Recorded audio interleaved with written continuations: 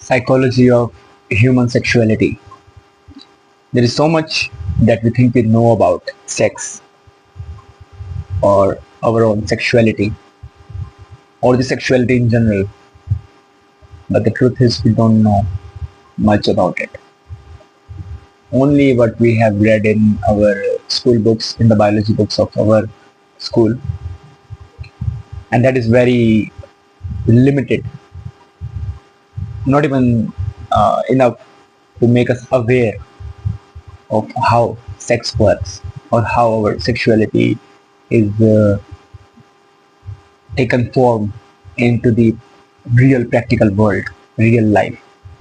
The book set tells is very limited in the diagrams of the body reproductive parts, and hence is limited only to the reproduction part of sex. But sex is not limited to just reproduction. That's just a very the conclusion of sex, if we to say that is the end result of the sex, but not the whole sex. The whole sexuality is something very deep and it involves a lot of things. So we are very limited in experience, especially as Indians, because we have very limited exposure in our society. We are being controlled by the parents, by the society, by the adults, by the older people, by the so-called respectable people, because they are afraid that because we are one thing is sure, we are a huge population, 140 crore. So we definitely know, we do know what sex is, and that's we have grown so much. But see, is it a good thing? Definitely not, because we have grown so much, and there is so much competition. So many people are there. So many babies are being born, like a product coming from the factory. But is the product a good quality? No, it is just been coming like with a label, like very fast, kind of a use and throw product it is that we have become, with less value in the society, and even less value to we see to in our own eye to us. And why is it so? Because we don't know the sexuality, the so-called sanskar that we are given have not trained us in real life. So what is it with sexuality? A lot of things. Especially one thing to understand is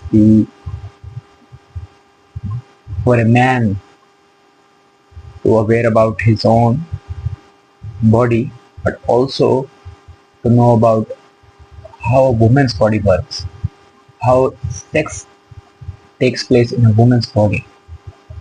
It's not like it's like a pleasure of a minute or two, and then the semen going inside the vagina, and then that becoming a baby. So we have to change that thinking of baby making machines into something divine, something graceful. The way we go to a temple, or where we do our jobs, where we do our other things that we love to do.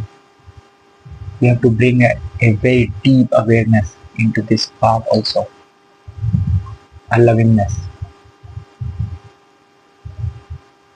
What I understand from this course that I have done, the psychology of human sexuality, is that there are a lot of things ranging from sexual diseases, sexual transmitted diseases, then to the protection, safety, and how sex is influencing our mind, the sexual disorders of hypo, and different psychological disorders, and then the woman's way of experiencing orgasm.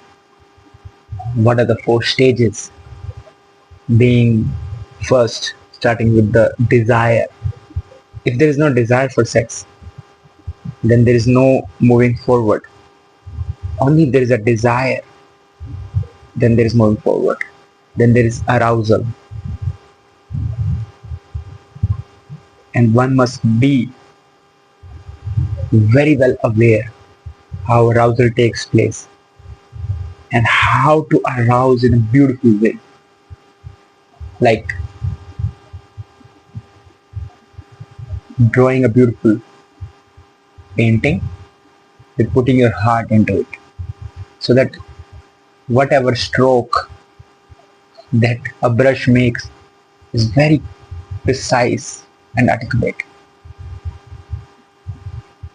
Otherwise, there are animals who are doing it, or just doing it.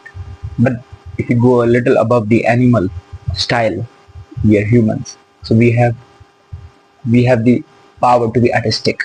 Then the third is the plateau. For a man, it is said that the man goes like this and then falls like this, like a hill. The woman, she goes from the desire to the arousal, the plateau, and then she stays there at the plateau, at the top, and then slowly, then there is a resolution part.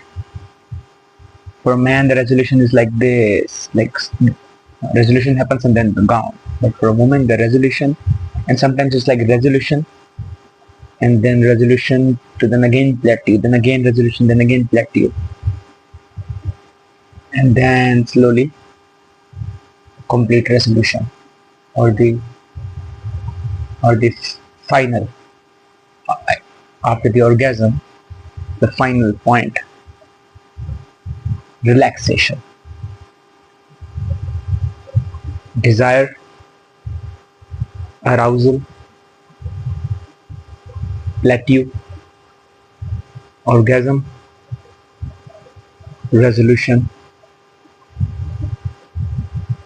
or we can combine resolution or relaxation, but I would keep it a separate one. Relaxation. So we have to understand all these aspects. We have to meditate over them. Then only we understand the sexuality, human sexuality.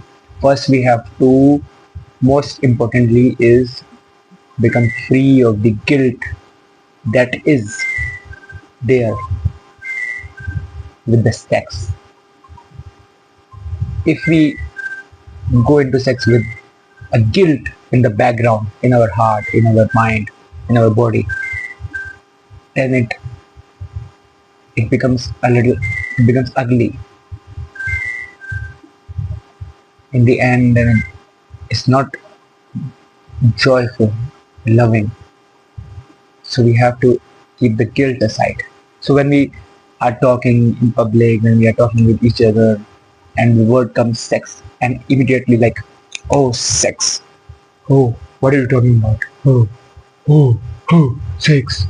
Like something criminal.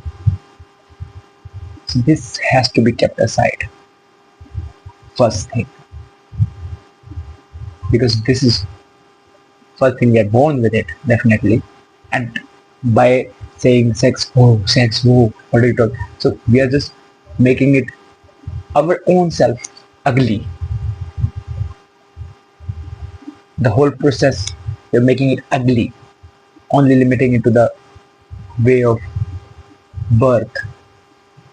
We are born with it, but that was just one part. Now we are growing, becoming an individual on our own. Thank you.